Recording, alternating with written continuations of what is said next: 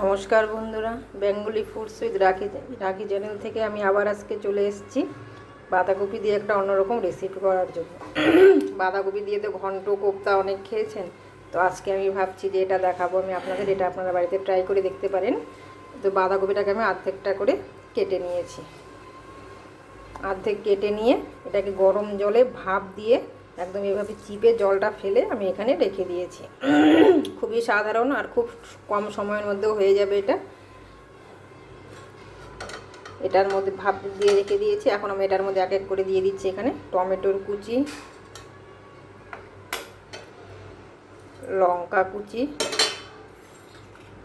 1 চামচ সর্ষে বাটা, পরিমাণ মতো লবণ, আর হলো আর একটু চিনি,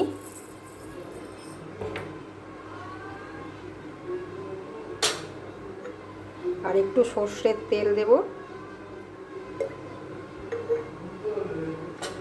আর এখানে অল্প নারকেল কোড়া, 1 বাটি নারকেল কোড়া দিয়ে এটাকে আমি ভালো করে মেখে 10 মিনিটের মতো রেখে দেবো। ব্যাস, আর কোনো ঝামেলা নাই। খুব সহজে একদম তাড়াতাড়ি তৈরি হয়ে যাবে বাঁধাকপির পাতুরি রেসিপি। এটাকে ভালো করে মেখে আমি আধা ঘন্টা এটাকে রেখে দেব, বা 10 মিনিট রাখলেও হয়ে যাবে। কড়াইতে আমি সর্ষের তেল দিয়ে দিলাম। 10 থেকে 15 মিনিট আমি রেখেছি, আমি বেশিক্ষণ রাখিনি। তো এখানে একটু শুকনো লঙ্কা আর একটু কালো জিরে,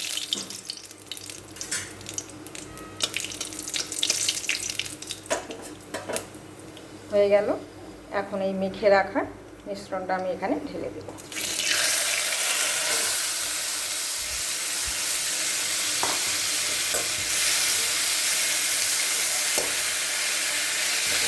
এটাকে ভালো করে কষিয়ে নিয়ে একদম শুকনো শুকনো হবে, তখন আমি এটাকে নামিয়ে নেব। এটা হোক এখন।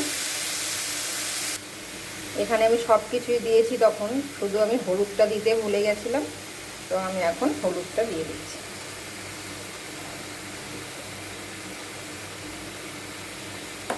এটা এখন হোক। জল উঠেছিল একটু, জলটা দেখুন ভালো করে শুকিয়ে এসছে। আর একটু ভাজা ভাজা করব।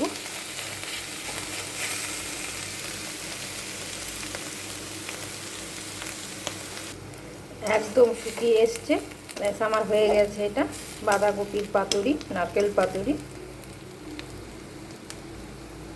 এই দেখুন, একদম কম সময়ে ঝুট ঝামেলা ছাড়া রেডি হয়ে গেছে বাঁধাকপির নারকেল পাতুরি।